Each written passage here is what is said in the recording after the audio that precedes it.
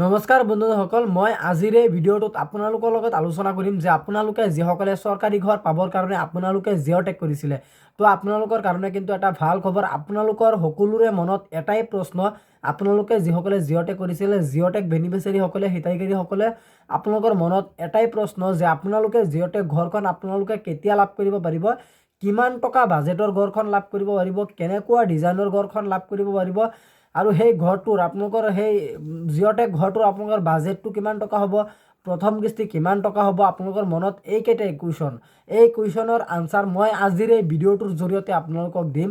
পোনপ্ৰথমতে মই আপোনালোকক জনাই দিওঁ যে আপোনালোকে জানুৱাৰী মাহত কিন্তু আপোনালোকে চৰকাৰী ঘৰৰ অৰ্থাৎ জিঅ' টেগ ঘৰৰ আপোনালোকে পইচাখন লাভ কৰিব পাৰিব। ইয়াৰ লগতে মই আপোনালোকক জনাই দিওঁ জিঅ' টেগ ঘৰৰ প্ৰথম কিস্তি টকা আপোনালোকৰ কিমান হ'ব আপোনালোকে জানি লওক। তাৰপিছত মই জিঅ' টেগ ঘৰৰ বাজেট আৰু আপোনালোকৰ কেনেকুৱা ডিজাইনৰ ঘৰ হ'ব সেইটো মই আপোনালোকক স্ক্ৰীন ৰেকৰ্ডিং ভিডিঅ' কৰি দেখুৱাই দিম। গতিকে আপোনালোকে প্ৰথমতে ইয়াত আপোনালোকে লক্ষ্য কৰিব যে আপোনালোকৰ যদি 1.5 লাখ টকাৰ ঘৰ হয় তেনেকুৱা ঘৰ কিন্তু আপোনালোকে 32,500 টকা আপোনালোকৰ প্ৰথম কিস্তি টকা হ'ব। আৰু যদি আপোনালোকৰ 2 লাখৰ পৰা 2.5 লাখ টকাৰ আপোনালোকৰ ঘৰ হয় তেনেকুৱা ঘৰ কিন্তু আপোনালোকৰ প্ৰথম কিস্তি টকা হ'ব 48,500 টকা। গতিকে আপোনালোকৰ যদি আপোনালোকে প্ৰথমতে গমেই পাইছে যে আপোনালোকৰ প্ৰথম কিস্তি কিমান টকা হ'ব আৰু আপোনালোকে কেতিয়া ঘৰখন লাভ কৰিব পাৰিব।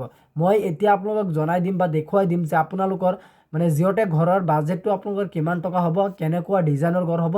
আহক আমি ভিডিঅ'টো আৰম্ভ কৰোঁ আৰু আপোনালোকে মোৰ মোবাইলৰ স্ক্ৰীনত লক্ষ্য কৰক। আপোনালোকে ইয়াত চাব যে আমাৰ গোটেই অসমখনত কিন্তু আপোনালোকে জিঅ' টেগ ঘৰখন আপোনালোকে 6টা ধৰণৰ আপোনালোকে আমাৰ গোটেই অসমখনত আপোনালোকে 6টা ধৰণৰ ঘৰ আপোনালোকে লাভ কৰিব পাৰিব।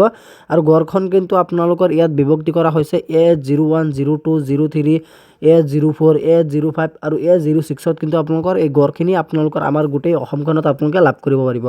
এতিয়া মই আপোনালোকক জনাই দিম AS01ত আপোনালোকৰ কেনেকুৱা ধৰণৰ ঘৰ হ'ব, বাজেটটো কিমান টকা হ'ব, কোন ডিষ্ট্ৰিক্টত আপোনালোকে লাভ কৰিব পাৰিব। আৰু আপোনালোকে কোনটো ডিষ্ট্ৰিক্টৰ পৰা ভিডিঅ'টো চাই আছে আপোনালোকে কমেণ্ট বক্সত জনাবলৈ নাপাহৰিব। আৰু আপোনাৰ ডিষ্ট্ৰিক্ট অনুসৰি আপুনি কোনটো ঘৰ পাব আপোনালোকে কমেণ্ট বক্সত জনাবলৈ নাপাহৰিব। মই এতিয়া আপোনালোকক দেখুৱাই দিম। প্ৰথমতে আপোনালোকে চাব যে A01ত কিন্তু আপোনালোকে এনেকুৱা ধৰণৰ ঘৰখন আপোনালোকে লাভ কৰিব পাৰিব A01ত।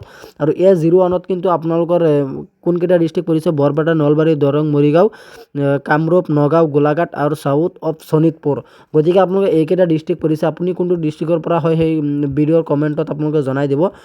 তলত চাব কমেণ্ট বক্স আছে, কমেণ্ট বক্সত আপোনালোকে জনাই দিব। তাৰপিছত কিন্তু A01ত কিন্তু আপোনালোকৰ মোৰ বাজেটটো কিমান টকা হ'ব, 1,67,268 ৰুপিজ টকাৰ ঘৰখন আপোনালোকে লাভ কৰিব পাৰিব A01ত। আৰু কোনকেইটা ডিষ্ট্ৰিক্ট কৈছে আপোনালোকে চাগে নিশ্চয় গমেই পাইছে। আৰু আপুনি কোনটো ডিষ্ট্ৰিক্টৰ পৰা ভিডিঅ'টো চাই আছে আপোনালোকে কমেণ্ট বক্সত জনাবলৈ নাপাহৰিব। তাৰপিছত কিন্তু A02ত কিন্তু আপোনালোকে এনেকুৱা ধৰণৰ চাংঘৰ লাভ কৰিব পাৰিব। আৰু A02ত আপোনালোকৰ কোনকেইটা ডিষ্ট্ৰিক্ট পৰিছে, ধেমাজি, লখিমপুৰ, যোৰহাট আৰু শিৱসাগৰ ডিষ্ট্ৰিক্ট পৰিছে। এই তিনিটা ডিষ্ট্ৰিক্ট আপোনালোকৰ পৰিছে। আৰু A02ত আপোনালোকৰ মুঠ বাজেটটো কিমান টকা হ'ব ইয়াত চাব, 1,55,808 ৰুপিজ টকাৰ আপোনালোকৰ মুঠ বাজেটটো হ'ব A02ত। আৰু তাৰপিছত কিন্তু A03ত কিন্তু আপোনালোকে এনেকুৱা ডিজাইনৰ আপোনালোকে ঘৰখন লাভ কৰিবলৈ সক্ষম হ'ব। আৰু A03ত আপোনালোকৰ কোনকেইটা ডিষ্ট্ৰিক্ট পৰিছে, কাৰ্বি আংলং আৰু ডিমা হাছাও ডিষ্ট্ৰিক্ট পৰিছে। আৰু A03ত আপোনালোকৰ মুঠ বাজেটটো কিমান টকা হ'ব ইয়াত চাব যে 1,76,949 ৰুপিজ টকাৰ আপোনালোকৰ মুঠ বাজেট হ'ব। তাৰপিছত কিন্তু আপোনালোকৰ A04ত আপোনালোকৰ কেনেকুৱা ডিজাইনৰ ঘৰ হ'ব, এনেকুৱা ডিজাইনৰ A04ত আপোনালোকৰ হ'ব। তাৰপিছত A04ত আপোনালোকৰ কোনকেইটা ডিষ্ট্ৰিক্ট পৰিছে, কোকৰাঝাৰ, চিৰাং, বাক্সা, ওদালগুৰি, শোণিতপুৰ, বঙাইগাঁও, ধুবুৰী, গোৱালপাৰা, কামৰূপ, চাউথ, গোলাঘাট। গতিকে আপোনালোকে এইকেইটা ডিষ্ট্ৰিক্ট কিন্তু A04ত আপোনালোকে এনেকুৱা ডিজাইনৰ আপোনালোকৰ ঘৰখন লাভ কৰিবলৈ সক্ষম হ'ব। আৰু A04ৰ আপোনালোকৰ মুঠ বাজেটটো আপোনালোকৰ কিমান টকা হ'ব আপোনালোকে তলফালে স্ক্ৰল ডাউন কৰি ইয়াত চাব যে A04ত আপোনালোকৰ মুঠ বাজেটটো হ'ব 1,86,404 ৰুপিজ টকাৰ আপোনালোকৰ মুঠ বাজেটটো হ'ব। তাৰপিছত কিন্তু A05ত কিন্তু আপোনালোকৰ এনেকুৱা ডিজাইনৰ ছেম টু ছেম এনেকুৱা ডিজাইনৰ ঘৰ পাব। আৰু এই ঘৰটো কিন্তু আপোনালোকৰ কাছাৰ, কৰিমগঞ্জ আৰু হাইলাকান্দিসকলে আপোনালোকে এই ঘৰখন লাভ কৰিব পাৰিব। আৰু A05ৰ কিন্তু আপোনালোকৰ মুঠ বাজেটটো আছে 1,97,247 ৰুপিজ টকাৰ আপোনালোকৰ মুঠ বাজেটটো হ'ব। তাৰপিছত কিন্তু A06ত কিন্তু আপোনালোকে এনেকুৱা ডিজাইনৰ ঘৰখন লাভ কৰিব পাৰিব, চাংঘৰ। তাৰপিছত কিন্তু কোনকেইটা ডিষ্ট্ৰিক্টে পাব, কাৰ্বি আংলং আৰু ডিমা হাছাও সকলে আপোনালোকে কিন্তু A06ৰ এনেকুৱা ডিজাইনৰ আপোনালোকে ঘৰখন লাভ কৰিবলৈ সক্ষম হ'ব। আৰু A06ৰ আপোনালোকৰ মুঠ বাজেটটো কিমান টকা হ'ব ইয়াত চাব যে আপোনালোকৰ ইয়াত লিখা হৈ আছে কষ্ট ইষ্টিমেট 1,28,714 ৰুপিজ টকাৰ।